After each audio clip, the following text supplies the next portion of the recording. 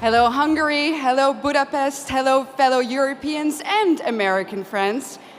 Thank you so much for having me. Allow me to skip formalities for a moment and dive right into a subject that is not so cheerful, but very, very necessary to discuss. Let me walk you through the past 7 days in Europe. This week in Stockholm, 3 elderly women in their 70s were stabbed in broad daylight on the streets. In London, 4 people were stabbed in a time span of just 42 hours. In Paris, hundreds of African migrants took to the street to riot. And in Brigalow, also in France, yet another church was burned down to the ground. And that, ladies and gentlemen, is just a few incidents in just a couple of days on our beautiful continent. But we all know that these incidents aren't incidents anymore. If there's one thing that's for sure, is that we know, and our governments also know, that there is a link between mass migration and crime. In the Dutch city of Dordrecht, something interesting happened the other day. They announced, and this is a small city in the Netherlands, in my home country, that a new asylum center will be put in that little town. And what did the municipality do? They said, we are going to offer citizens who live in the vicinity of this center 1,000 euros to take extra safety measures. Our new reality in Europe consists of frequent rapes, stabbings, killings, murders, shootings, even beheadings. But let me be clear about one thing. This did not used to happen before. This is a newly imported problem.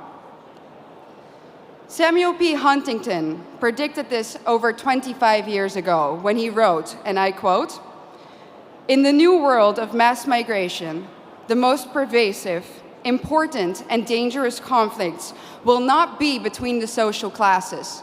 They will not be between the rich and the poor. They will be between peoples belonging to different cultural entities. Tribal wars and ethnic conflicts will occur within civilizations." Well, boy, was he right. And the worst part is, we as a society seem to have become indifferent to it. When another white boy or a white girl dies at the hand of an immigrant, we might shake our head, we might let out a sigh, we might even get angry for a minute or two, and then we go on with our lives. We offer the family thoughts and prayers, but nothing ever changes. Ladies and gentlemen, what does that say about us? This is a response of a society that has already given up, a society that has already accepted its defeat. But is this true? Have we given up? Do we really accept the new reality that our globalist leaders have in mind for us?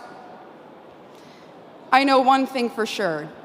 And that is that if nothing changes, if we don't start to seriously fight for our continent, for our religion, for our people, our countries, then this time that we live in will go down in history as the time in which Western nations no longer had to get invaded by hostile armies in order to be conquered. This time will then go down in history as the period in which the invader was actively invited in by a corrupt elite. And not only did this corrupt elite invite the enemy in, they made the native population pay for it too. Everyone who has eyes can see it. The native, white, Christian European population is being replaced at an ever-accelerating rate. Let me back this up for you with some statistics from my home country. Let's take Amsterdam, the capital.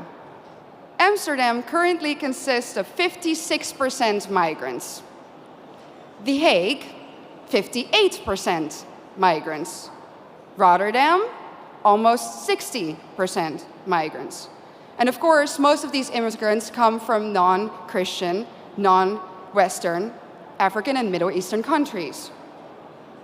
Conclusion: the Dutch population is already outnumbered in the majority of our cities. But let's look onwards. London, 54% migrants. Again, conclusion, native population outnumbered. Brussels, color me shocked, 70% migrants. Conclusion, native population majorly outnumbered. And other Europeans will, of course, follow suit soon if they haven't already. So I'm going to draw the forbidden conclusion here. The Great Replacement theory is no longer a theory. It's reality. And what's interesting about replacement is that the establishment will either deny its existence, or when they admit to it, they say that it's a good thing that the native European population is soon no longer a majority on its own continent. Dutch national disgrace and dubbed climate pope Frans Timmermans already stated in 2015 that diversity is humanity's destiny, and that Europe will be diverse. And of course, by now, I think we all know what they mean with the word diversity. It means less white people, less of you.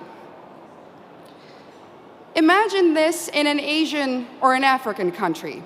Imagine their leaders rejoicing in the fact that their people will soon no longer be a majority in their own country. Absolutely unthinkable, unimaginable. So what in the world is wrong with our leaders? The underlying sentiment of what they say is always the same. Our establishment claims that white people are evil and that our history is somehow fundamentally different from that of others. Consciously or unconsciously, they have sucked up the lies and the anti-white dogmas of the neo-Marxist critical race theory. That's why the totalitarians in Brussels are trying to force you, the Hungarian people, a sovereign nation, to accept immigrants despite the fact that the population has said no, and so has the government. But make no mistake, the majority of the Dutch people haven't asked for this either. Just like Brussels is forcing Hungary to accept these hordes of immigrants, they are doing the same now, even in the smallest of towns in the Netherlands. No part may remain Dutch in the traditional sense of the word. No part of Europe may remain European. And it's not difficult to understand why. If the old Europe still exists in certain places, then people will be able to compare the new Europe to the old, and newsflash, they will prefer the old. That's why the Eurocrats hate Hungary so much. And their message is clear. Our way of life, our Christian religion, our nations, they have to go, without exception. Their vision of the future is the neoliberal, unrecognizable Europe, where every city becomes kind of like Brussels. Ugly, dirty, unsafe, zero social cohesion, where the buildings are constantly under construction and they never ever seem to finish, and even when they do, the end result is uglier somehow than what they started with. And what are we left with? A permanent state of isolation, confusion, and disorientation. Ladies and gentlemen, welcome to the New World Order.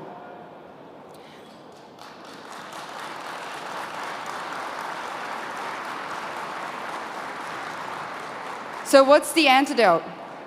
A strong Christian Europe of sovereign nation states. That's why we need to outright reject the lie that nationalism causes war. It's not nationalism or national sovereignty that causes war. It's expansionism. And where in Europe do we find that nowadays? In one place and one place only: Brussels.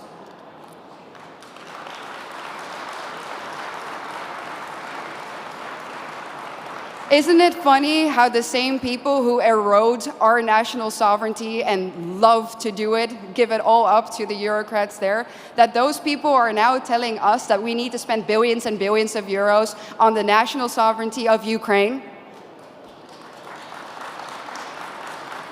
It's a joke, honestly, and it's a pretty sick, expensive, and dangerous joke. During a recent interview, I got asked by an interviewer, do you think that you ever go too far? Do you think that you're ever too radical? I thought about it for a second, and I said, no. No, I don't think I go too far. Truth be told, ladies and gentlemen, I think we in Europe do not go far enough. I think that if we really think about the organized, structural attack on our civilization, that we don't do enough. Do we do enough to stop the attack on our families, on our continent, on our countries, on our religion? When we hear about another murder, another stabbing of a young innocent child, do we do enough? When we know that our national sovereignty has been given up in less than a century to Brussels, do we do enough? When we hear that Christian kids in Germany are now converting to Islam to fit in, do we do enough? I don't think so. The totalitarian institute of the European Union needs to come down. Let me be clear, I don't believe in reforms. When the foundation of your institution is rotten, and that is the case in Brussels, you can rebuild the house on top of it all you want, but it's still going to crumble. So the only answer is the Tower of Babel needs to be destroyed.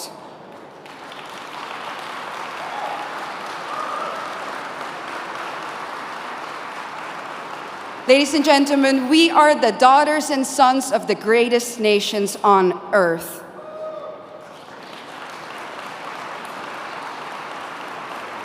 And we need to ask ourselves, what has happened to us? Where do we come from? And more importantly, where are we going? Our elites have declared a war on us, and now it is time for us to put on the full armor of God, fight back, and win. Thank you so much.